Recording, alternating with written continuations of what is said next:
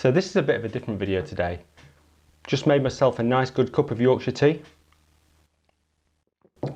So what I want to do today is a bit of a Q&A session. In my last video in the Peak District, I asked everybody for their questions to be able to answer some of those questions in this video, hence Q&A. But what I found was that the questions fell into two buckets really. One, which was just my motivations, how I look at compositions and various questions around my photography, and another one which was what gear do I use, a whole range of questions around what type of gear do I use. So I want to address those in two different ways really. So the questions that I got around technology were all very similar really. What do you think of this camera? What lenses do you use? What do you think of having more megapixels? All those types of things. And it was summed up by one question here, which was there was a big discussion going on with the new Canon 6D Mark II and dynamic range, and what did I think of it? So I typed into Google Canon 6D Mark II, trying to see if I could answer that question in some sort of way that might be beneficial to other people that maybe don't have a Canon system.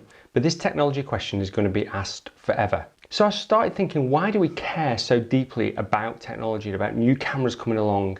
Don't get me wrong, I'm so excited about new cameras. I got the Fuji X-T2 when it came out. I'm really excited about the iPhone 8 because I'm interested in what the sensor is going to be like, whether it's going to have a dual camera.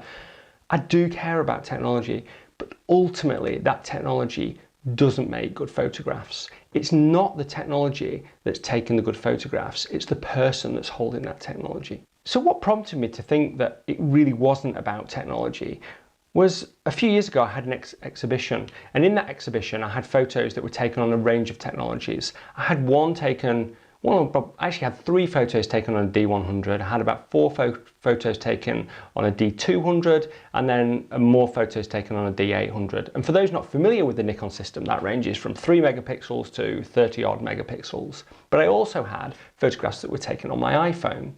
I think it was an iPhone 5. And people didn't regularly ask or think about what I took those images on. They just cared about the images. They cared about what that image looked like. The images, whether they were taken on an iPhone, the D100, D200, or 36 megapixel D800, all looked pretty similar when you stood a few feet away.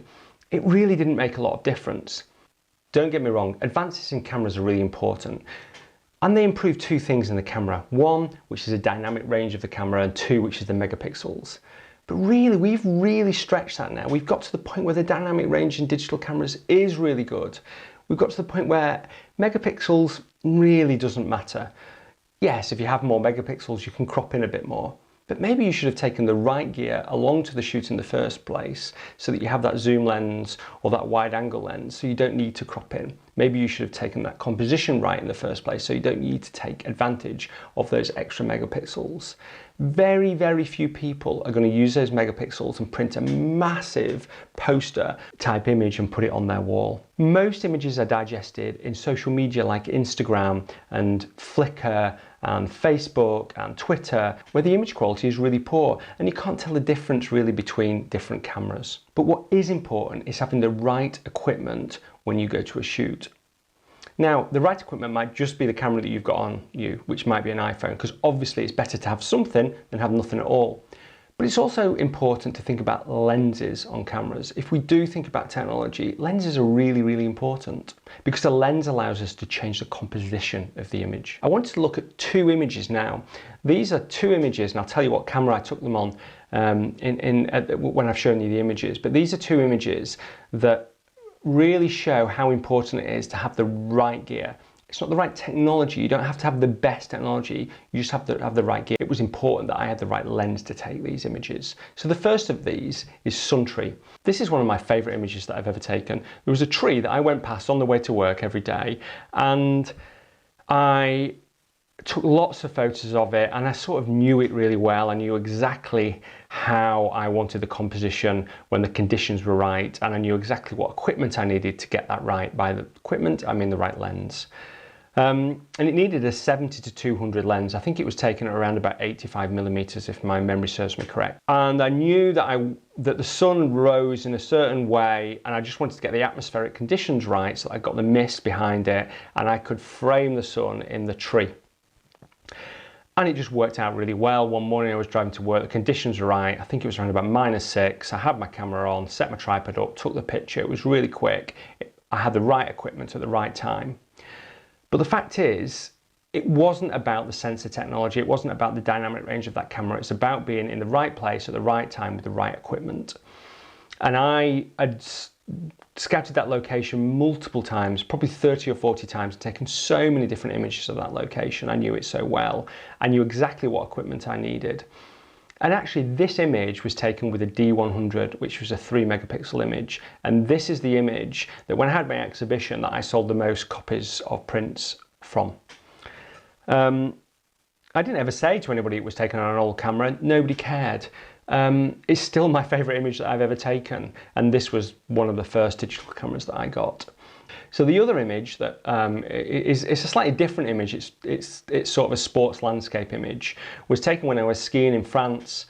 I was just skiing down the slope, and then my wife noticed that these skiers were just about to come down some fresh powder. Again, I had my zoom lens with me, and I managed to quickly take this image. Really didn't matter the quality of the camera I had. I had a zoom lens which allowed me to do this composition, which was the most important thing. But again, dynamic range, quality of sensor, etc. probably didn't matter too much. This image is all about composition, as most images are. It's a once in a lifetime shot. I don't think I'll ever get a shot like that again. Everything worked. I was praying when the skiers were coming down the slope that they wouldn't fall, but they didn't. But it just proves that it wasn't technology. Again, this was taken on my D100. If I took the same shot now, it wouldn't be any better. You know, having a D800 wouldn't make it any better. So the truth is that photography isn't about new technology. Photography is taking great images. New technology does motivate you. It does create new ideas. It does get you out there and use that new camera, that new lens, or whatever you've got. There's no doubt about that. But that camera doesn't get the most out of you as the photographer. It's you as the photographer that gets the most out of that camera. And people get caught up in this new technology thing, thinking they have to have that new technology because a new person on Instagram has got a new camera and they've started posting great photos. But that person, whether they had that new great camera or a camera from 10 years ago, would still produce great images. So the thing is that you've got to have motivation to go out and take photos, and you don't need to necessarily have new technology. You can just use the technology that you've got in a different way. So I was out in the Peak District photographing the amazing heather at the moment a few days ago. I got on location really early. I'd set up my composition and I wondered what to do, and I thought, well, I know what, I'm going to experiment a little bit. So I got my, in fact, I'll just get it.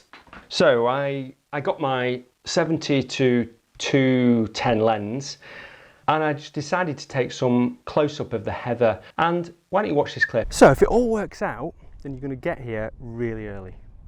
And you're going to have time on your hands, you're going to find a composition.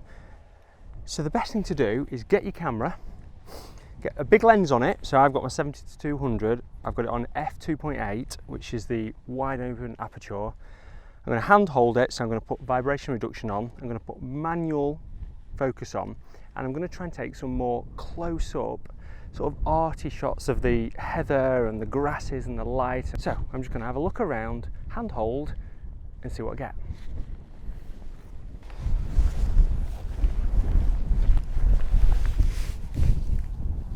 It's really important to have manual focus on, because you don't want to be messing about with the autofocus. You just want to focus in exactly where you want. Because it's f2.8 and it's not sundown now, and it's going to be light enough to hand hold,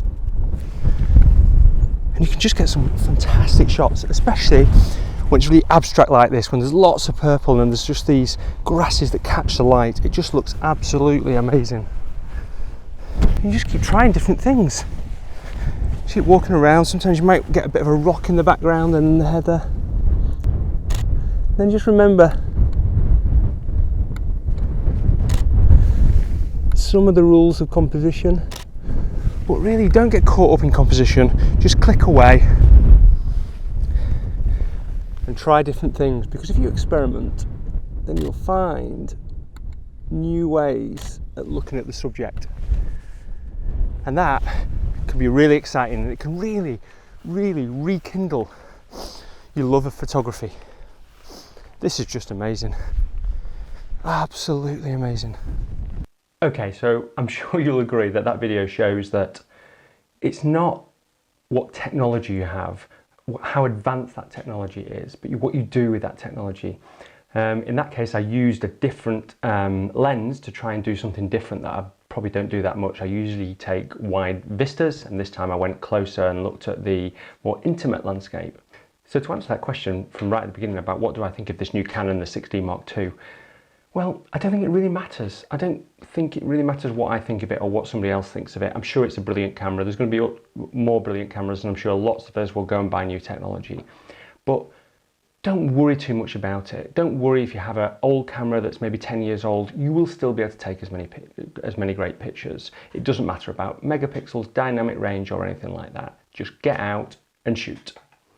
So what I want to do now is do a quickfire Q&A. I picked out 5 questions and I'm going to go through them. So in no particular order, the first one is, do I replace the sky in editing?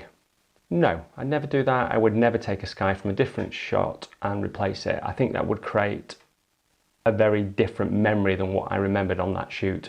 For me, photography is about going out and then capturing a moment that I can then remember that moment. If I captured a moment from a sky 2 weeks ago, then that would just be odd. So I would never do that. It's not for me. I know some people do it, but not for me. Focus, how do I do it? So one person asked me about how I focus and whether I use focus stacking or focus to infinity or whatever. I'm just going to link to a video that Thomas Eaton did here on focus. I do the same thing. I focus at infinity or the furthest subject away, put it on f10 on my wide angle lens. Usually I'm using something between a 10 and 24mm on my X-T2 or I think it's 16 to 24mm on my D8-10. Somebody else asked me what mode I used on my camera, whether I used it in full manual or whether I used aperture priority. Most of the time I use aperture priority. In fact, 99% of the time I use aperture priority. I set the aperture, which controls the depth of field, obviously, and that controls the look of the shot. So if I'm doing landscapes, then I'll probably have a small aperture and have a big depth of field. If I'm doing something like I just showed you there, the more intimate landscape, then I might set it at f2.8. But I always set the aperture, and then I try and get as low as ISO as I can. So I try and go down to ISO 100 or lower. Favourite time of the year. So somebody asked me what my favourite time of the year is. Without a shadow of a doubt, winter. I love the winter. I love getting out in the cold, crisp air. The sun's lower in the winter and you can get some amazing atmospheric shots. Some of my favourite photos have been taken in the winter. So without a shadow of a doubt, winter is my favourite time for photography. And my final one is a question that I get asked a lot since I did my video on Live Your Dream, which is linked here. About how I'm going to make money out of photography. Well, obviously I've got a plan, I've got an idea of how I'm going to do that and what things I'm going to set in place to do that. Obviously selling images, doing workshops, various other things around social media and how I'm going to advertise on social media, etc. But before all that, it's so important to try and create a community. So one of the things that I'm investing a lot of time on is this YouTube channel. I'm trying to invest as much time as I can to create great content for you guys to be able to watch, because I think that that will gain trust with me and help me gain that community. So I think a lot of people just think, oh, how am I going to make money and try and run before they can walk. What I want to do is set up the foundation of this community on YouTube and on Instagram and then build from there. Okay, well, thanks a lot for watching again. Until next week, hopefully I'm going to get it out on Thursday next week. I'm going to be shooting in Cornwall, some seascapes. I'll see you next time. Thanks for watching. Bye.